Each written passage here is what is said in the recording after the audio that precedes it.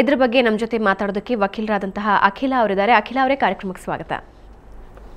ಅಖಿಲ ಅವರು, ಈಗಾಗಲೇ ನಾವು ನೋಡಿದ್ವಿ, ಸಾಕಷ್ಟು ದೊಡ್ಡ ಸುದ್ದಿ ಆಯಿತು. ಆದರೆ ದರ್ಶನ್ ಒಬ್ಬ ಚಿತ್ರನಟ ಅನ್ನೋದಕ್ಕೆ ಇಷ್ಟೊಂದು ದೊಡ್ಡ ಪಬ್ಲಿಸಿಟಿ, ಅಂದರೆ ಈ ವಿಷಯ ಇಷ್ಟು ದೊಡ್ಡದಾಗಿ ಪ್ರಸ್ತಾಪ ಆಯಿತು. ಆದರೆ ಇದನ್ನು ಹೊರತುಪಡಿಸಿದ್ರೆ ಸಾಮಾನ್ಯವಾಗಿ ಸಮಾಜದಲ್ಲಿ ಈ ರೀತಿಯ ಒಂದು ದೌರ್ಜನ್ಯಗಳು, ಕೌಟುಂಬಿಕ ಕಲಹಗಳನ್ನು ನಾವು ನೋಡ್ತಾನೆ ಬರ್ತಾ ಇದ್ದೀವಿ. ಸೊ ಮೇನ್ ರೀಸನ್, ಹೆಣ್ಮಕ್ಳು ಎದುರಿಸಿ ನಿಲ್ಲದೇ ಇರೋದೇ ಮೇನ್ ರೀಸನ್ ಅನ್ಸುತ್ತಾ ಈ ರೀತಿ ಒಂದು ದೌರ್ಜನ್ಯಕ್ಕೆ? ಬರೀ ಹೆಣ್ಮಕ್ಳು ಹೆದರಿಸಿದ್ರೆ ಆಗೋದಿಲ್ಲ ಅಲ್ಲ, ಇಡೀ ಸಮಾಜ ಅರ್ಥ ಮಾಡ್ಕೋಬೇಕು. ಮುಖ್ಯವಾಗಿ ಪುರುಷ ಪ್ರಧಾನವಾದಂಥ ನಮ್ಮ ಸಮಾಜ ಎಲ್ಲಿವರೆಗೂ ಹೆಣ್ಮಕ್ಳಿಗೆ ಗೌರವ ಕೊಡೋದಿಲ್ವೋ, ಪ್ರೀತಿ ವಿಶ್ವಾಸದಿಂದ ನೋಡೋದಿಲ್ವೋ, ಅಲ್ಲಿವರೆಗೂ ಇಂತಹ ಕಾರ್ಯಗಳು ನಡೀತಾನೆ ಇರ್ತವೆ. ಹೆಣ್ಮಕ್ಳು ಹೋರಾಡ್ತಾನೆ ಇದ್ದಾರೆ. ನೂರಾರು ವರ್ಷಗಳಿಂದ ಹೆಣ್ಮಕ್ಳು ಹೋರಾಟ ನಡೀತಾನೆ ಇದೆ. ಪ್ರತಿಯೊಂದು ಸ್ತರದಲ್ಲೂ ಕೂಡ ಹೋರಾಟ ನಡೀತಾ ಇದೆ. ಅತ್ಯಂತ ಶ್ರೀಮಂತ ಕುಟುಂಬಗಳಾಗಿರ್ಬೋದು, ಅತ್ಯಂತ ಬಡ ಕುಟುಂಬಗಳಾಗಿರ್ಬೋದು, ಎಲ್ಲ ಕಡೆನೂ ಅವರದೇ ಆದಂಥ ಹೋರಾಟಗಳು ಹೆಣ್ಣಾಗಿ ನಡೀತಾ ಇದೆ. ಬಟ್ ಇನ್ನೊಂದೇನಂದ್ರೆ, ನಾವು ಹಿಂದಿನಿಂದನೂ ಪುರುಷ ಪ್ರಧಾನ ಸಮಾಜ ಅಂತ, ಆದ್ರೆ ಇವತ್ತಿಗೂ ಕೂಡ ಹೆಣ್ಮಕ್ಳು ನಾವೇ ಅವರಿಗೆ ಅಧಿಕಾರ ಕೊಡ್ತಾ ಇದೀವಿ ಅಂತ ಅನಿಸ್ತಿದ್ಯಾ? ಪುರುಷ ಪ್ರಧಾನ ಸಮಾಜ ಅಂತ ನಾವು ಹೇಳಿ ನಾವೇ ನಮ್ಮನ್ನ ಕೆಳಮಟ್ಟಕ್ಕೆ ಇಳಿಸ್ಕೊಳ್ತಿದೀವಿ ಅಂತ ಎಲ್ಲೋ ಅನ್ಸೋದಿಲ್ವಾ ಅಖಿಲ ಅವರೇ? ಪುರುಷ ಪ್ರಧಾನ ಸಮಾಜ ಅನ್ನುವಂಥದ್ದು ಫ್ಯಾಕ್ಟ್. ಅದು ಕೀಳು ಮೇಲು ಅಂತ ಹೇಳುವಂಥದ್ದಲ್ಲ. ತುಂಬ ಹಿಂದೆ ಮಹಿಳಾ ಪ್ರಧಾನವಾದಂಥ ಸಮಾಜನೂ ಇತ್ತು. ಈಗಲೂ ಕೆಲವೊಂದು ಕಡೆ ಮ್ಯಾಟ್ರಿಮೋನಿಯಲ್ ಫ್ಯಾಮಿಲೀಸ್ ಇದ್ದಾವೆ. ಅಲ್ಲಿ ಆಸ್ತಿ ಹಕ್ಕಾಗ್ಬೋದು, ಇನ್ನು ಬೇರೆ ಡಿಸಿಷನ್ ಮೇಕಿಂಗ್ ಆಗ್ಬೋದು, ಇನ್ನು ಹೆಣ್ಮಕ್ಳ ಕೈಯಲ್ಲೇ ಸುಮಾರು ಮಟ್ಟಿಗಿದೆ ಅಂತ ಹೇಳ್ಬೋದು. ಅಲ್ಲಿ ಪುರುಷರ ಮೇಲೆ ದೌರ್ಜನ್ಯ ನಡೆಯೋದಿಲ್ಲ. ಎಲ್ಲಿ ಪುರುಷ ಪ್ರಧಾನವಾದಂಥ ಸಮಾಜ ಇದೆಯೋ, ಮೆಟ್ರಿಯಾರ್ಕಲ್ ಸೊಸೈಟಿ ಇದೆಯೋ, ಅಲ್ಲಿ ಮಹಿಳೆಯ ಮೇಲೆ ದೌರ್ಜನ್ಯ ನಡೀತಾ ಇದೆ.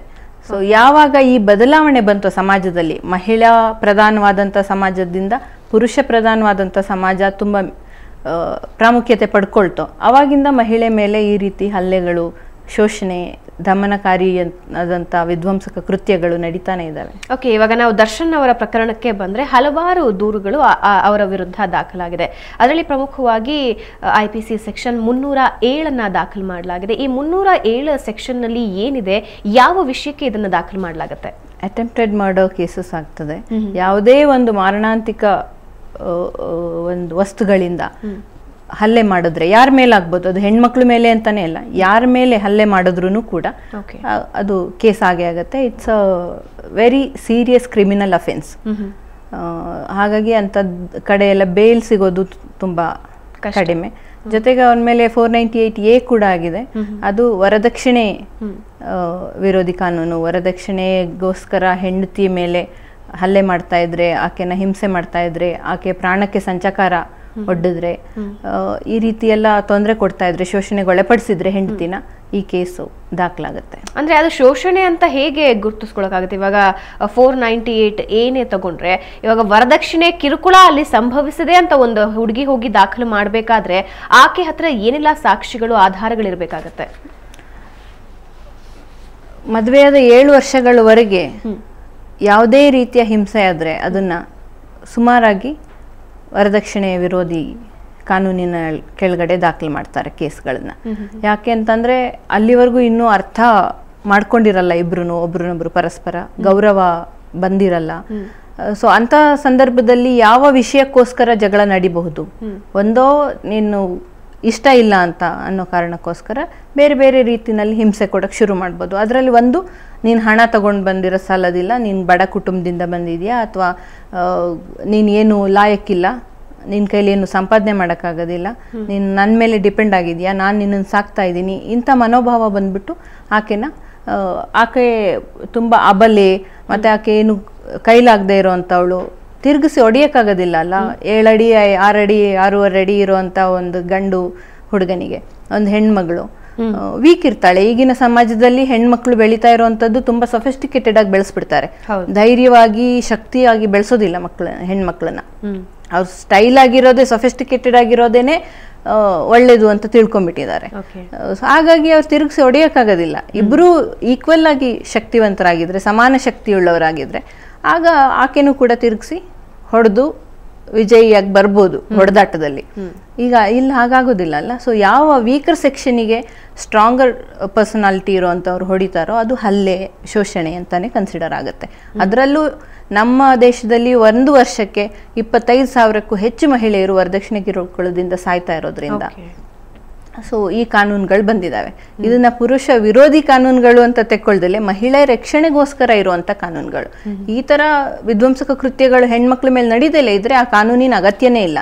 ಸೊ ಆ ಕಾನೂನು ತಂದ್ಕೊಂಡಿರೋದನ್ನು ಕೂಡ ಇಂತಹ ಗಂಡಸರುಗಳೇ ಅಂತ ಹೇಳ್ಬೋದು. ಒಂದು ವೇಳೆ ಆರೋಪ ಸಾಬೀತಾಗಿದ್ದೇ ಆದಲ್ಲಿ ಆರೋಪಿಗೆ ಏನ್ ಶಿಕ್ಷೆ ಆಗಬಹುದು? ಬರೀ 498A ಒಂದೇ ಇರೋದಿಲ್ಲ ಅದರಲ್ಲಿ. 498A ಜೊತೆಗೆ ಆಕೆಗೆ ಹೊಡೆದಂಥದ್ದು, ಆಕೆಗೆ ಮಾನಸಿಕವಾಗಿ ಕಿರುಕುಳ ಕೊಟ್ಟಂಥದ್ದು, ದೈಹಿಕವಾಗಿ ಕಿರುಕುಳ, ಎಮೋಷನಲಿ ಕಿರುಕುಳ ಕೊಡುವಂಥದ್ದು, ಭಾವನಾತ್ಮಕವಾಗಿ, ಇದೆಲ್ಲ ಕೌಂಟ್ ಆಗುತ್ತೆ.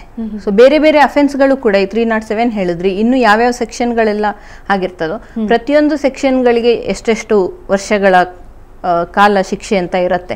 ಕೆಲವೊಂದಕ್ಕೆ ಬರೀ 3 ತಿಂಗಳು 6 ತಿಂಗಳು ಇರೋದ್ರಿಂದ ಕೆಲವೊಂದಕ್ಕೆ 7 ವರ್ಷ 10 ವರ್ಷದವರೆಗೂ ಶಿಕ್ಷೆ ಇರುತ್ತೆ.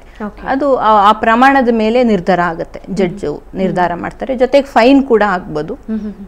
ಈ ರೀತಿ ಎಲ್ಲ ಇರುತ್ತೆ. ಓಕೆ, 307 ಬಗ್ಗೆ ನಾವು ಮಾತಾಡಿದ್ವಿ. ಆದ್ರೆ ನಿನ್ನೆ ಒಂದು ಪ್ರಸಂಗ ನೋಡಿದಾಗ 324 IPC ಸೆಕ್ಷನ್ 324 ಅಲ್ಲಿ ದಾಖಲಿಸಬೇಕು ಅನ್ನೋ ಒಂದು ಮನವಿ ವಿಜಯಲಕ್ಷ್ಮಿ ಅವರಿಂದ ಹೋಗಿತ್ತು. ಈ 307ಗೂ 324ಗೂ ಇರುವಂತಹ ವ್ಯತ್ಯಾಸ ಏನು? ಆ 327 ಮತ್ತು 307 ಒಂದು ಯಾವುದೇ ಒಂದು ಮಾರಣಾಂತಿಕವಾದಂಥ ಹಲ್ಲೆ ನಡೆಯುವಂಥದ್ದು ಒಂದು ವ್ಯಕ್ತಿ ಮೇಲೆ, ಅದು ಯಾವುದೇ ಒಂದು ಮಾರಣಾಂತಿಕ ಹಲ್ಲೆ ನಡೆಯುವಂಥ ಒಂದು ವಸ್ತುವಿನಿಂದ ಭಯ ಉತ್ಪಾದನೆ ಮಾಡುವಂಥ ಒಂದು ವಸ್ತು ಆಗ್ಬೋದು. ಅದು ಇಲ್ಲಿ ರಿವಾಲ್ವರ್ ಆಗಿರ್ಬೋದು, ಒಂದು ಮಚ್ಚು ಆಗಿರ್ಬೋದು, ಚಾಕು ಆಗಿರ್ಬೋದು. ಹೀಗೆ ಇಲ್ಲಿ ಲೈಸೆನ್ಸ್ಡ್ ಆಗಿರೋದ್ರಿಂದ ಸೊ ಆ ಲೈಸೆನ್ಸ್ ಕೊಟ್ಟಿರೋದಂಥದ್ದು ಇನ್ನೊಬ್ರನ್ನ ಶೋಷಣೆ ಮಾಡೋದಕ್ಕೆ, ಇನ್ನೊಬ್ರನ್ನ ಹೆದರಿಸೋದಕ್ಕಲ್ಲ, ಅವನ ಪ್ರಾಣ ರಕ್ಷಣೆಗೋಸ್ಕರ. ಸೊ ಆ ವ್ಯಕ್ತಿಯ ಪ್ರಾಣ ರಕ್ಷಣೆಗೋಸ್ಕರ ಕೊಟ್ಟಿರುವಂಥ ವಸ್ತುನ ಮಿಸ್ಯೂಸ್ ಮಾಡಿಕೊಂಡು ಬೇರೆ ವ್ಯಕ್ತಿ ಪ್ರಾಣ ತೆಗೆಯುವಷ್ಟರ ಮಟ್ಟಿಗೆ ಹೋಗಿರೋದ್ರಿಂದ ಈ ಕೇಸ್ಗಳು ದಾಖಲಾಗಿದ್ದಾವೆ ಅಂತ ಹೇಳ್ಬೋದು. ಇದ್ರ ಬಗ್ಗೆ ನಿಮ್ಮ ಜೊತೆ ಇನ್ನಷ್ಟು ಮಾತಾಡ್ತೀನಿ. ವೀಕ್ಷಕರೇ, ಹೆಣ್ಣಿನ ಮೇಲೆ ಸತತವಾಗಿ ಶೋಷಣೆ ಆಗ್ತಾನೆ ಇದೆ. ಕಾನೂನಿನಲ್ಲಿ ಇನ್ನೂ ಏನೆಲ್ಲ ವಿಧಗಳಿವೆ, ಹೆಣ್ಣನ್ನ ರಕ್ಷಣೆ ಮಾಡ್ಕೊಳ್ಳೋದಕ್ಕೆ ಇನ್ನೂ ಏನೆಲ್ಲ ಕಾಯ್ದೆಗಳು ಬರುತ್ತೆ, ಅದ್ರ ಬಗ್ಗೆ ನಿಮ್ಮಲ್ಲಿ ಅನುಮಾನ ಇದ್ದಲ್ಲಿ ನೀವು ಸುವರ್ಣ ನ್ಯೂಸ್ಗೆ ಕರೆ ಮಾಡಬಹುದು. ನೇರವಾಗಿ ವಕೀಲರ ಹತ್ರನೇ ಮಾತಾಡಿ ಅವರಿಂದ ಉತ್ತರ ಪಡ್ಕೋಬಹುದು. ಈಗಾಗಲೇ ನಿಮಗೆ ನಂಬರ್ ಕೂಡ ನಾವು ಡಿಸ್ಪ್ಲೇ ಮಾಡಿದ್ದೀವಿ. ಈ ನಂಬರ್ಗೆ ಕಾಲ್ ಮಾಡಿ ನಿಮ್ಮ ಪ್ರಶ್ನೆಗಳಿಗೆ, ನಿಮ್ಮ ಅನುಮಾನಗಳಿಗೆ ನೀವು ಉತ್ತರ ಪಡ್ಕೋಬಹುದು. ಈಗ ಒಂದು ಬ್ರೇಕ್ ನಂತರ ವಿಶೇಷ ಕಾರ್ಯಕ್ರಮ ಮುಂದುವರಿಯುತ್ತೆ.